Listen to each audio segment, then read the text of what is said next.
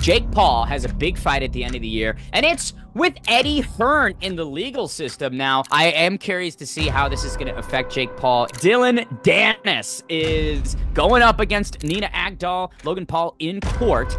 Will we ever see him back at Misfits Boxing? A pro footballer potentially making his Misfits Boxing debut after seeing Danny Simpson fight Danny Aaron's. But who would you put him up against? Right now, he has a huge beef with DanTDM. What on earth is going on? He's a fly, you know, you can't bat him away. So maybe he's my next fight, maybe he's not, who knows? Slim or Gibb, either one, whoever wins that, I'm coming for them. End of this year, it is one of my biggest fights for sure. Can I get the confirmation from you? Are you fully recovered now? Are you ready to get into the ring again?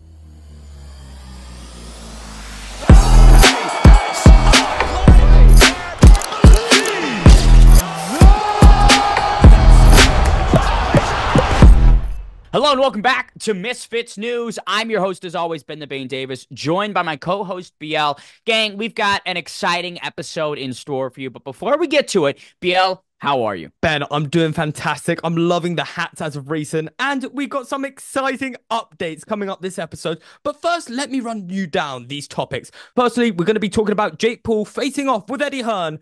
But in the courtroom, ex-pro footballer Micah Richards is making his Misfits debut. KSI addresses his boxing return, and he's got some big beef that we need to address. And lastly, we're going to be hearing from one of the Misfits champs themselves this video. I love it. It's an absolutely packed episode. Let's get into that first topic. Jake Paul has a big fight at the end of the year, and it's with Eddie Hearn in the legal system. Well, we were expecting Jake Paul to have a fight with a legend, and it seems like he's taking on a legend in Eddie Hearn in the courtroom. So it seems to be that Jake Paul is yeah, not going to be in the ring anytime soon because he seems he's got other things on his hands. Feels like everybody is suing everybody in boxing Everyone's these suing days. everyone. I know many fans are a bit tired of, but I am curious to see how this is going to affect Jake Paul. It's got to be a thing that divides his attention and focus, right? He's trying to get into fight camp, trying to get into that mentality, and meanwhile, in the back of his head, he's dealing with this lawsuit, which is incredibly demanding. And talking about lawsuits, BL, there's another individual that's embroiled in a pretty heated one. Dillon Danis is going up against Nina Agdal, Logan Paul in court, and we've got an update, BL. Would you like me to read it to you? I would love you to read it to me in your presenter voice, though, please. Of course, absolutely. So this is from Damon Martin, who's been following the case since July. He just said today that Danis failed to show up to the scheduled press conference on Tuesday, but today he arrived into court, and the judge ordered him to turn over his cell phone by 5 p.m. on October 3rd, with a deposition scheduled on October 8th. Now, the previous update we've gotten is that Danis needed a new lawyer, needed new counsel, because he failed to comply with the terms of the original firm's retainer agreement, and then, you know, a breakdown of communication between defendant and counsel. A breakdown of communication between Dillon Danis and someone? BL, I mean, that's unheard of. How crazy. Yeah, it sounds absolutely insane to me, but what was the most insane thing is he's actually turned up to court this time, like the time he turned up to the boxing fight. So for me, the real question is, all these these lawsuits, I don't want to get involved. What I want to know is, will we ever see him back at Misfits Boxing? Is this going to be possible? Obviously, this fight with HS Tikitoki is so heavily rumored. Is it actually going to be possible to make it happen? My stance on it is that it will be very, very hard to hypothetically make this matchup a reality while this is still ongoing. I think that Dillon's not going to be able to sign on for a fight. I don't think he's going to be able to really get involved in any business until this lawsuit is settled, and God knows when it's going to really be finalized, because again, we're just kind of in the early stages, I believe, with the deposition coming up next week, which we'll probably hopefully be covering. But I'm tired of lawsuits, BL. I think we've covered enough for today's episode. Well, let's switch gears, because I felt like I was in an episode of Suits there, and talk about a pro footballer potentially making his Misfits Boxing debut after seeing Danny Simpson fight Danny Aaron's. We have Micah Richards, ex-pro footballer, and now one of my favorite pundits there are, training with Malik Scott. Now, Ben, I would love to see him fight, but who would you put him up against? Well, as everybody on this channel and community knows, I'm a huge football fan and am deeply experienced in the ins and outs and knowledge of the game. I don't know. I've got no fucking clue. I hope we put him against someone logical and he gets a matchup that's competitive. I just got to say this. I love the chapter that Danny Simpson has cracked open for so many people. This does feel like a new wave. It feels like we're getting into the true crossover nature of what Misfits is aiming to be. I mean, we get a number of these ex-footballers that are interested in competing in the ring. I mean, we could do a whole pay-per-view where it's just ex-footballer versus content creator, influencer, social media superstar. So I just think it's exciting. But I do believe that there's a Manchester United versus Man City matchup that has in your mind for this. I like it. I like it. Obviously, you've got Danny Simpson, who just recently fought Danny Aarons, which it makes sense. Manchester United versus Man City, or another big Red Devils fighter slash footballer is Wayne Rooney. Obviously, he's made so many hints that he could potentially be fighting on Misfits. I think Micah Richards versus Wayne Rooney, you do it in Wembley. People are turning up to it.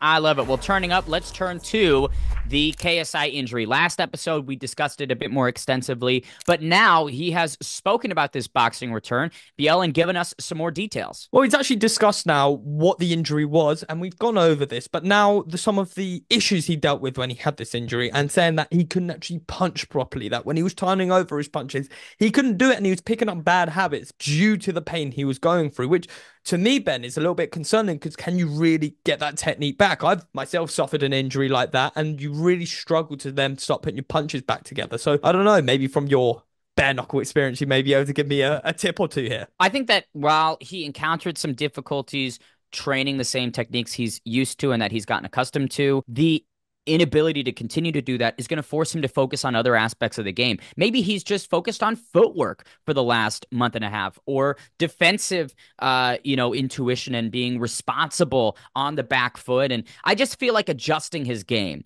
is what's going to come out of this injury and experience. I think that he's been forced to look in the mirror of his skill set and go, okay, at the moment I can't throw my punch like this. What if I twist it and adjust? Or what if I use my other hand a little bit more and work on setting up my other hand, right? Like, I just think that there's a lot of benefit that can come from this. And while injuries are always frustrating, you have to think about silver linings. And I do hope that KSI is just addressing the parts of his game that he can, because improvements is what we want to see. And he's had a lot of time to make said improvements. You said he may have a shift in focus, and I believe he does. Right now, he has a huge beef with DanTDM. Now, Ben, can you walk me through what on earth is going on? So I think this all started with the Lunchley announcement, and DanTDM put out a tweet criticizing Logan, JJ, and Mr. Beast for creating this product and competitor to Lunchables. And since then, it has just been World War III on social media with KSI going at every DanTDM fan imaginable. Has he taken it a little bit too far? I don't know. Maybe the best way to settle it in Misfits boxing ring. Obviously, we're here now. Misfits could be a real tough fight for KSI. Maybe there's a card later in the year, KSI versus DanTDM. Who knows? I will say this, in terms of positive promotion, they just sent a whole truckload of Prime to victims of Hurricane Helen, which was great. Logan, KSI, all the guys at Prime. I do not know how you got this up here so fast, but thank you guys. I called yesterday, and you guys have an entire truckload of Prime delivered into one of the hardest to reach areas in North Carolina. This is huge. Something up here to drink is everything to these guys that are working. So I just want to personally thank you for getting this up here to us. I think, and maybe you can criticize philanthropic efforts when they're kind of underlined by business motives, right? You could say, well, you're doing charity, but it's just for business. But at the same time, it's for charity. So it is for a good cause. If they sent Lunchley to, homeless shelters or food banks, things like that, underprivileged communities where there is a starvation epidemic, if they were providing Lunchleys for those markets, then I think there'd be a lot more positive praise and people going, you know what, this is real good efforts and all in good faith. So maybe I think that's what I would like to see focus being put on, is how is Lunchley helping people as opposed to, this back and forth KSI versus the Minecraft community and in an effort to have that promoted, because I don't know. I don't see how that's going to promote the brand as much as other ways, which could really skyrocket people's perceptions of Lunchley. Well, after Jarvis had his squash match in Mexico, we felt it only makes sense to bring the champion onto Misfits News and find out when we can see him back on Misfits Boxing. Joining us in the Misfits booth, we got a champion that's looking to make a big return. Jarvis, how are you doing back here on Misfits Boxing? What's good, mate? It's good to be back. You know, I'm excited to get back in the ring later this year. It's been a long time. It has been a long time. And I want to talk about that long time, that injury that you sustained with Bdave's brick head. Can you talk to me? What really happened? What was that injury? Yeah, I mean, mate, his head was so hard. Every punch I was hitting on him just damaged my hands. I actually partially tore the ligaments in both my knuckles. So, couldn't punch for like 4 months. I had to go through a lot of physical therapy, all thanks to Bdave. Thank you, Bdave, for watching this. So yeah, it's been a long year, honestly. Just been, focusing on YouTube and stuff like that. Still been training, doing as much as I can. Obviously, I couldn't punch for a while, so kind of had to work around that, shadow boxing and stuff like that. But they're all healed up. I've been back sparring, feeling good, ready to just get back in there. Can I get the confirmation from you? Are you fully recovered now? Are you ready to get into the ring again? Fully recovered. I obviously had that little fight as well. That kind of tested me. You got the hand wraps on, you got the 10-ounce gloves. So I felt great in that, even though it was a quick fight. There's no damage, so I'm good to go. Well, talk me through that process. You had a fight in Mexico. What occurred in your head to do that? Yeah, so I mean, my manager just kind of came to me. He was like, you're not fighting till later this year. My next fight is going to be almost a year since my last fight. So we wanted to be kind of more prepared for, the big lights, the big stage. So my coach, Otis, he knows a lot of people. We connected with this person in Mexico, got on this small little card, fought in some bar in Tijuana. So, it was a crazy experience for me. And I kind of just wanted to get in there, get the ring rust off me before getting back in the ring for real. Whereas, the zone, Misfits, I want to be looking the best I can. Well, talk to me about that fight. What was your opponent like? What was the whole experience like? Obviously, going to Mexico, going to a country you don't know. I mean, that must have been something very surreal. Very, very, very weird experience, honestly. Going through the border into Mexico is very trippy. And I had no idea who my opponent was. All I knew was his name. And I just went from that. I just took it as serious as any other fight would be. Just thought this guy's going to come for me. He's trying to win too. Got to the weigh-in and the guy showed up like 2 hours late. So I was like, is he even coming? What's going on there? He was busy doing his Uber runs. Yeah, exactly. He's working, but who knows what he's doing. He showed up and instantly I could see it on his face. He was scared. Everyone saw how he looked. I know there's people like Tyson Fury that, looks deceiving, but that guy, he was not trying to be there for sure. And it went quicker than I even thought. Well, I'll tell you something. I wasn't expecting to see you fight in Mexico, but something I was expecting, a lot of fans were expecting, were you to be facing Ben Williams in Dublin. So can you talk to me why that didn't happen? Yeah, so that was a whole process of, we were going back and forth at that time between Slim. That's when the whole Slim fight was about. And Jordan, my manager, was telling me, yep, that fight is good. I remember I was streaming at the time and I left for like 2 minutes to call Jordan. And he was like, yeah, we can do this fight. Mans is down, Slim's down. And I was really excited. I wanted to do the whole catch weight, meet in the middle, have both belts on the line. I thought for a while it was like a good, how long was it? 2, 3, 4 weeks. That we were good, that Slim fight was going to be locked in. And then I didn't actually hear anything back. And then I saw the Gib and, the KSI AT fight. Oh, yeah. So I was like, okay, that fight's been announced. I guess I'm not fighting Slim anymore. And it's so close that it was just like, he was not on my radar yet. He had only had one fight and he's been talking a lot of shit. After that fight in August he kept calling me out. Look at Jarvis go for that belt now, innit? That's what I wanted tonight. He said no like a little bitch. The first man on Misfits to not defend his belt.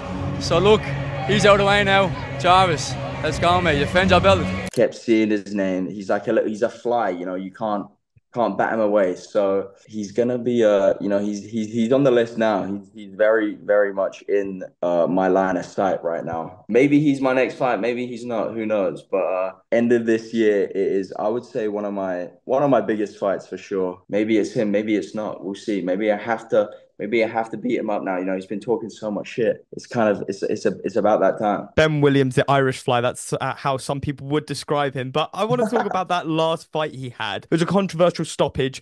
Mams got into the ring. He said what he had to say. What was your thoughts on that fight? Do you think it was stopped early? Do you think he was going to win the fight anyway? I want your assessment on it. So, I mean, I think it was definitely stopped very early. The other guy, the mechanic or something, he looked fine. You know, of course, his hands were a little down, but he was still completely there. It happens in boxing, you know what I'm saying? You see early stoppages. It's nothing. It's not Ben's fault. Ben didn't ask for he didn't pay the ref off, I don't think. I think the mechanic does deserve a rematch down the road. I think Ben lucked out on not getting that rematch because later on in that fight, maybe, you know, the guy did land a couple nice shots on him, but Ben stumbled a little bit. He was kind of dazed. So, you know, I think he lucked out not getting that rematch. His next fight is going to be 10 times harder, though, I'm sure. We talk about his next fight, and it seems to be indicating it might be you. So do you believe this is going to be your toughest fight to date? Do you think this is going to be your biggest challenge? I mean, I thought Gibb, Tom Zanetti, these guys are warriors. You know, Tom Zanetti went toe-to-toe with Slim for, 4 or 5 rounds. Gibb, of course, you know, he's one of the best in the scene, people will say. So, you know, I fought some good influencer boxers. I've, of course, sparred a lot of great fighters too. Well, I don't know how to explain it. It's like one of my biggest fights, but also not at the same time. So, because I think there's a lot more backstory to this fight. It's not just random beef. This guy's actually, you know, been talking shit for a while. So it's gonna feel great to shut him up. You mentioned the sparring there. One of the big names you've done it with is prodigy Curmel Moton, which some of the Misfits fans may not know who he is, but this guy is an absolute demon. Can you talk me through what sparring him has been like and how that's helped you in your boxing journey? I mean, you know, sparring people on that level is can do so much good for you because certain things you see that you've never done before, have seen before. I've actually sparred him ever since I started boxing back in 2021. I remember sparring him back in 2021 before my social gloves, the Austin McBroom card. You know, I've sparred him here and there, so you know, I appreciate everything. You know, he's helped me with. He's given me a few good beatings for sure. And you know, he's like 18 years old. He's just turned 18, signed with Mayweather. You know, he's doing great things. He's you know, on all these pro cards now. He's going to be the next champion, the next Tank.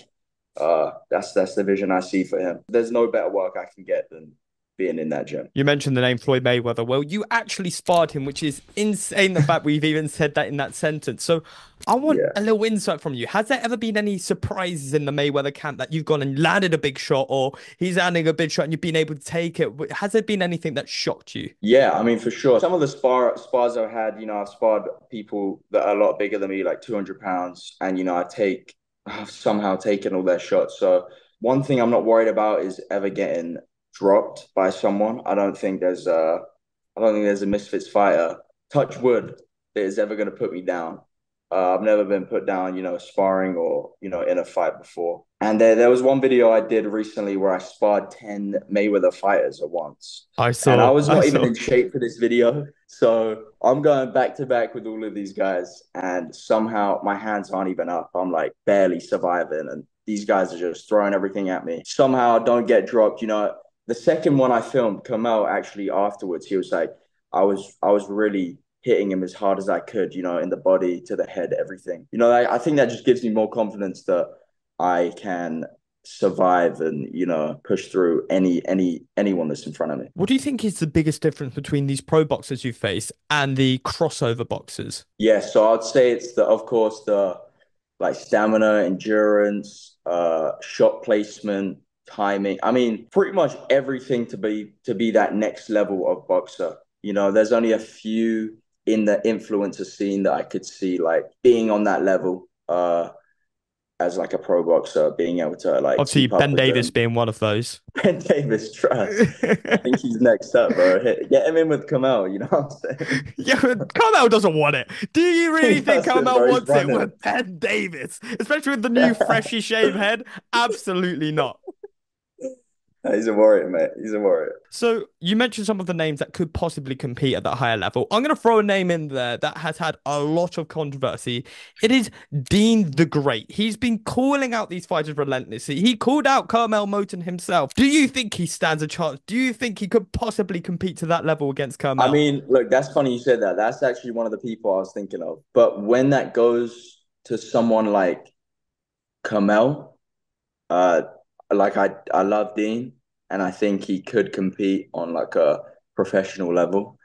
But if he was to fight, if that fight somehow ever happened, I don't see that going his way at all. He would have got beaten, and it would have been bad. I want to switch gears slightly. And your brother Frazier has expressed multiple times that he wants to box. He wants to come on Misfits.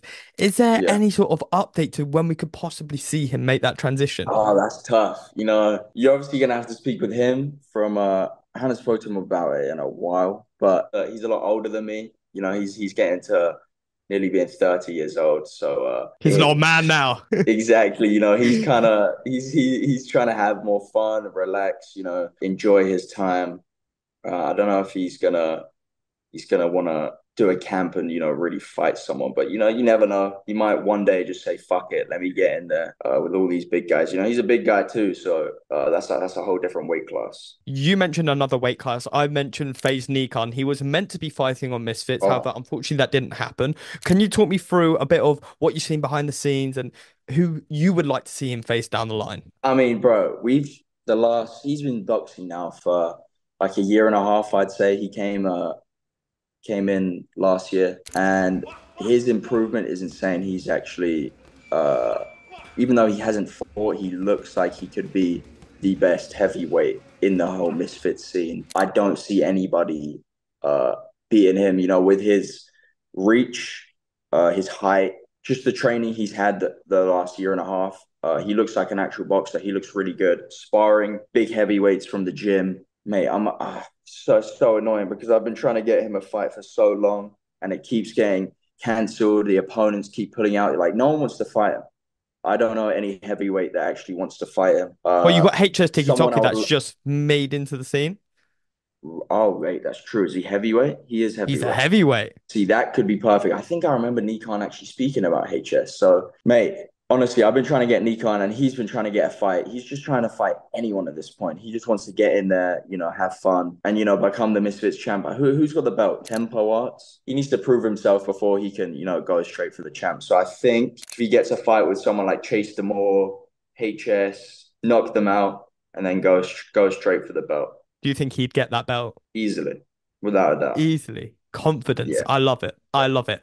Now, one of the fights you talked about earlier was Anis on Gibb. Now, one of the big talking points coming up is obviously that super card with Slim and Gibb. Now, can you talk me through, obviously having shared the ring with Anis on Gibb, what you think about this fight and who wins it? It's going to be a great fight. It's 8 rounds too, so that is going to be very interesting.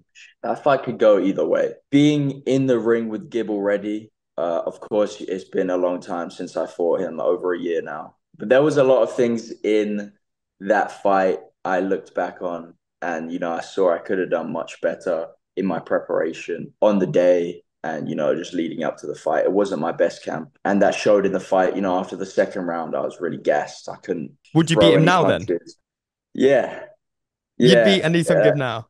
Yeah, I'd say give me this fight and the next fight to get fully back in shape because I'm sure he's gonna want to come and do 6 to 8 rounds. I see myself beating him. If my gas tank's there, I see myself beating him. Now, I've got to go back to it. Gibb and Slim. We see both fighters there. Slim getting some spectacular KOs, some highlight reel moments, and obviously Gibb taking over every single promotion that he takes on. So, Yeah. who wins this fight? Realistically, if you had to put your money on it, if you had to put stake on it, who wins it? I'm gonna put my money on Slim. He's a wild card and he's always proven himself. I think he could stop Gibb even. Oh, I think really? I think he What actually round? will stop Gibb. Later round, probably. I mean, not too late. Probably like 5. fifth round, sixth round. Now I want to go back to that Kingpin tournament that you were in. Gib versus Kenny was meant to be the finals. And I remember being there and seeing Kenny put an absolute masterclass on. Now, who do you think would have won that fight if that actually would have happened? Yeah, Kenny. I think Kenny would have won. Because of his reach too, that really plays into fact. And Gibbs got that like crab arm style. So like he doesn't have the craziest reach. Sure, he can break him down, but if Kenny looked how he did on that fight against Gibb, then 100% he's beating him. Just with the long jab, the uppercut, just moving in and out, moving around the ring. But like I said, after my fight, after their fight, I've been trying to fight Slim. I want to get a rematch. I want to get redemption on Gibbs. So both of those fights, I'm gonna try and get. Well, if this fight does happen with you and Ben Williams, and you can get Ben Williams out of there, I definitely think Mams is the man to put that fight on, and I'm sure the fans would love to see that's where my eyes are at. Slim or Gibb, either one, whoever wins that, I'm coming for them. One of the final questions I've got for you then is: you've had an incredible boxing journey. You've been here pretty much since the start. So, what is the ultimate goal for you in boxing? What do you want to achieve? So, I've already got one belt in the Misfits scene. I would love to get another one. Double champ. You want double champ status? I'd love to be a double champ, go that McGregor route. What I'm saying? Honestly, I'm just trying to have fun. It's influencer boxing. I'm taking it as serious as a professional, but, I'm just here to have fun, just, entertain everyone watching. And, I'm not going to be young forever, so just make the most of it. Now, Jarvis, it's been a pleasure. And the final thing I'm going to get you to do is give your final words to the fans watching at home and any exclusives you've got to give them. Guys, tune into my fight later this year. One of my biggest fights yet. It's going to be an absolute masterclass, what I'm going to do to this kid. Stay tuned, and I'll see you guys later this year. Jarvis, it's an absolute pleasure having you back on Misfits. It's good to see your hands finally recovered, and we'll see you hopefully later this year. Yes, sir. Well, it's great to have the champion back on Misfits Boxing. I cannot wait if he does make his return later on this year. But he gave me some real exclusives there, Ben. He said he can beat Anis Gibb right now, which to me was some big fighting words. Oh, absolutely, from Mr. Faze Jarvis. And we've spoken a lot about what the winner of Slim versus Gibb could get. Likely that winner of Salt Poppy and King Kenny. But, Bill, we haven't touched on what the loser of Slim versus Gibb could lead to. And maybe that is a matchup with Faze Jarvis if he can handle the business of Ben Williams. 2025 could be Jarvis's year. What an episode of Misfits News. We cannot await the announcement of X Series 19. It's coming very soon. As always, we try to bring you the latest and greatest updates. So make sure you like, subscribe, comment down below. I've been your host, as always, Ben the Bane Davis, joined by my co-host, BL, and we will see you in the next episode.